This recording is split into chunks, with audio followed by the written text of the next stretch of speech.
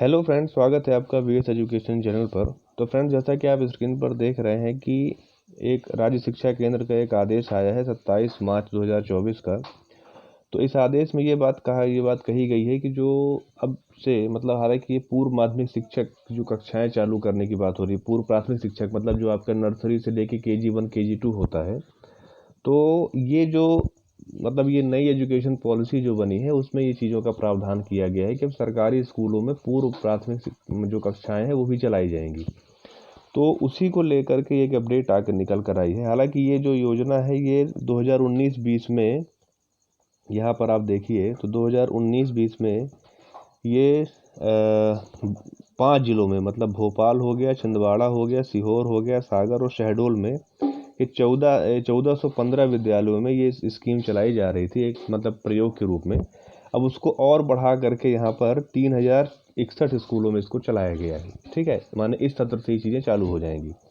तो फ्रेंड्स, इसमें ये एक सबसे बड़ी बात ये है कि अब पूर्व प्राथमिक स्कूलें भी लगेंगी। उसके लिए सभी जैसे विद्यालयों में क्या सुविधाएं हैं, इन सब चीज़ों का डेटा शासन के द्वारा मंगाया गया है। तो वो सब चीज़ें अभी हो रही हैं। और सबसे बड़ी चीज़ यहाँ पर ये है कि जो शिक्षक इसमें रखे जाएंगे उनकी क्या मतलब अहर्ताएँ होनी चाहिए और उनकी क्या मतलब योग्यताएं होनी चाहिए, इसकी हम लोग यहाँ पर बात करेंगे। तो जैसा कि आप यहाँ पर देख रहे होंगे कि इसमें दिया हुआ है कुछ पॉइंट्स, तो इसको एक बार हम देख लेते हैं। पहली चीज़ ये है कि इनकी आयु जो है वो 52 वर्ष से कम होनी चाहिए। ठीक है, जैसे नॉर्मली जो एकेडमिक्स के जो टीचर होते हैं उनकी 62 ईयर्स होती है एज, तो इसमें 10 वर्ष कम करके 52 वर्ष का किया गया है।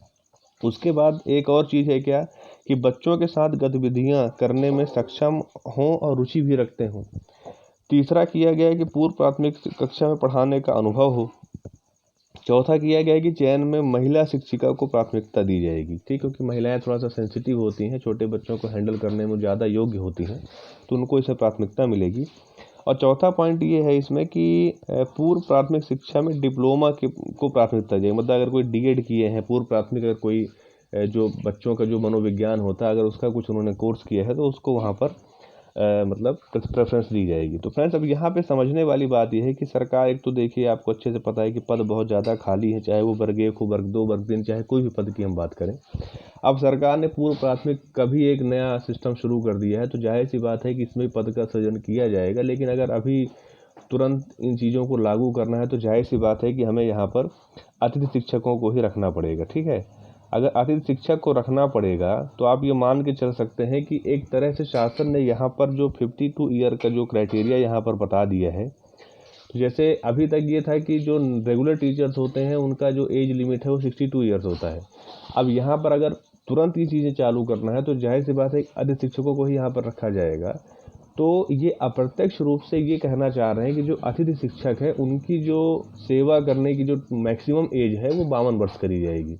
इससे तो यही जाहिर होता है, भले ये पूर्व प्राथमिक के लिए कहा गया हो, लेकिन जैसे अभी अतिथि शिक्षकों को कोई रिटायरमेंट की एज नहीं है, जब तक वो चाहें वो अपनी सेवा दे सकते हैं। लेकिन ऐसा हो सकता है कि भविष्य में वो इस जो 52 ईयर का जो क्राइटेरिया है उसको ये वर्ग 1, वर्ग 2, वर्ग 3 की जितने भी गेस्ट टीचर्स हैं उसमें भी इसको वो लागू कर दें। ठीक है, ऐसा हो सकता है। तो ठीक है फ्रेंड्स, यही एक अपडेट थी और इसमें जल्द ही देखिएगा आप नियुक्तियाँ होंगी। मतलब 3061 विद्यालय हैं। अगर टोटल विद्यालयों की बात करें तो 3061 विद्यालय हैं और हर विद्यालय में कम से कम आपको 2 टीचर रखने पड़ेंगे। तो अगर इसका हम डबल कर दें तो लगभग 6100 के आसपास जो टीचर्स हैं उनकी रिक्रूटमेंट यहाँ पर होगी पूरे प्रदेश भर में। क्योंकि अभी भी बहुत सारे विद्यालय ऐसे हैं जिनका चयन नहीं हुआ, अभी भी एक तरह से ही प्रयोग सेकंड उसका चरण चल रहा है। आगे चल के और भी ज़्यादा ऐसे विद्यालयों को जोड़ा जाएगा। तो फिलहाल के लिए 6100 शिक्षकों की यहाँ पर आवश्यकता है, जिसको लेकर के अभी आप देखिएगा कि विज्ञापन आएगा, उसमें सब चीज़ों की काउंसलिंग वगैरह जो भी जैसे भी अतिथियों को रखना है वो उसके यहाँ पर प्रक्रिया को कंप्लीट करेंगे। और भविष्य में हो सकता है कि इसकी रेगुलर भर्ती भी परीक्षा के माध्यम से लिया जाए। तो ठीक है फ्रेंड्स, यही एक अपडेट थी। अगर आपको मेरा वीडियो अच्छा लगा हो तो प्लीज़ आप उसे लाइक कीजिए, अपने फ्रेंड सर्कल में शेयर कीजिए और चैनल पर अगर पहली बार आ रहे हैं तो प्लीज़ आप चैनल को सब्सक्राइब कर लीजिए। Thank you.